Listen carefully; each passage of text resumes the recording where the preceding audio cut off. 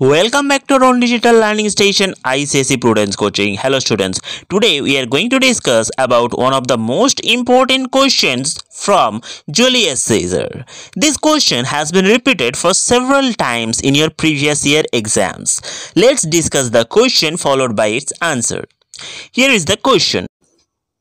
Describe the role of the commoners as described by William Shakespeare in Julius Caesar, or write a note on the treatment of mob in Julius Caesar, or give an account of the Roman mob with reference to Julius Caesar. Let's discuss its answer. The commoners has been depicted as one of the main forces in William Shakespeare's magnum opus Julius Caesar.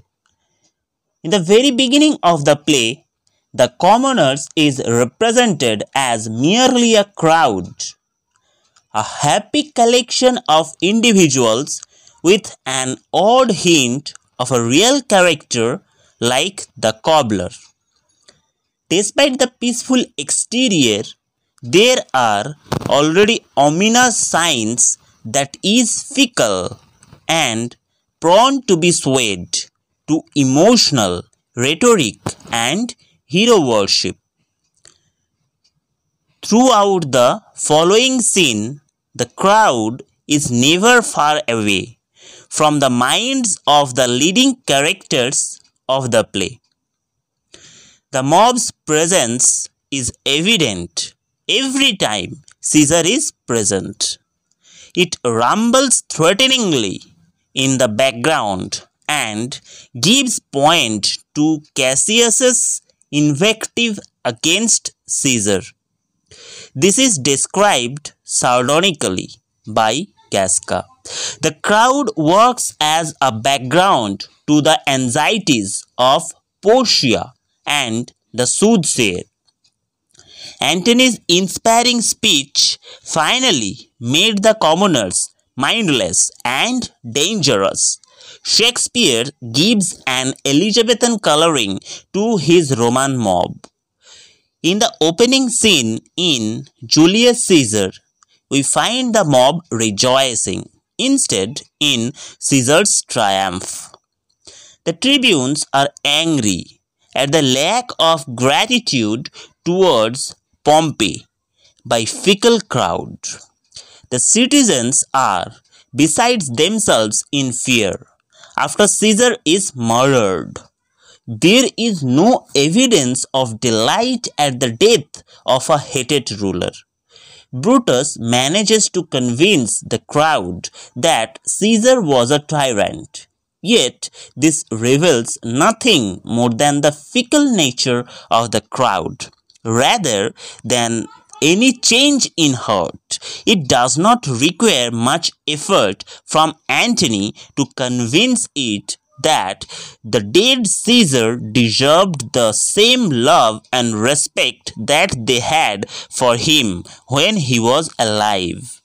The crowd cannot vacillate between extreme reverence and terrible hatred for the same man or the same deed as they do in Rome. The whimsicality of the crowd is bafflingly evident in Julius Caesar. The crowd actually changes its mind and sides 5 times in the play. When Brutus delivers the speech, the crowd is completely behind Brutus. "Leave Brutus, leave, leave," says one citizen. "Let him be Caesar," says another. "This Caesar was a tyrant," says yet another. Yet it does not take Antony much effort to win them over. "They were villains, murderers," say a citizen about the conspirator. "Revenge about, seek, burn, fire, kill, slay. Let out a traitor live, let not a traitor live." They say collectively after Antony's speech. The mob once favored Pompey, then Caesar, then Brutus, then Antony, and finally Caesar again. Shakespeare thus is in no doubt in stressing the danger that is intrinsically present in a collective. In unity there may lie strength, but this unity is invariably used to cause harm. Only individual brilliance constitutes life. It is this individual brilliance that can add life to the collective. The reverse, however, cannot be true. Shakespeare, like scores of men of intellect over the centuries, wishes to tell us about the terrors hidden behind any collective. The crowd may have been law-abiding in the initial scenes of the play, but it does not require much effort to incite it into becoming an angry mob. Shakespeare depicts one undeniable fact that the collective can do no good. The way the crowd indulged in arson and looting after Antony's speech is symbolic of what every crowd invariably indulges in. The senselessness of the crowd is best evident in its arrangement of Cinna.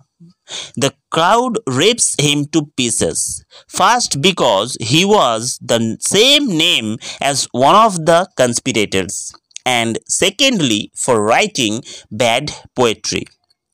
Thus, the critics like Stanley Wood asserted about the freaky commoners.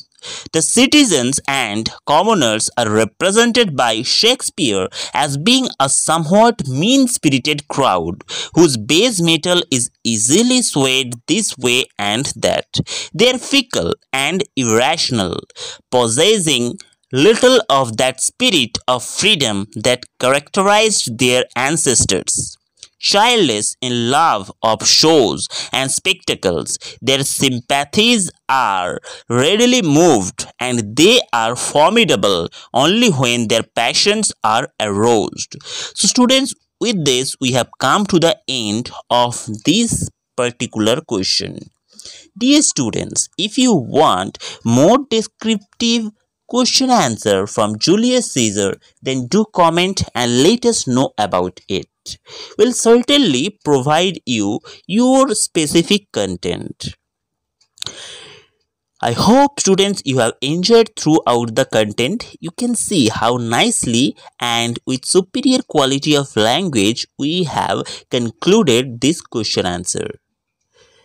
If you find this content really helpful for you, please don't forget to subscribe, share and like this content. Your one like will cost nothing, but it will help us to motivate for the future contents which will be more attractive and more rejuvenating. Thanks for watching students. Have a nice day ahead. And students, you can see we have provided you more than 1400 plus contents for free, which are authentic and unique in its style. We provide you basically the contents of English and mathematics with the superior tricks and authentic combination of concepts. So dear students, I hope you'll enjoy all the contents. Keep watching, keep improving yourself. Goodbye everyone. Have a nice day.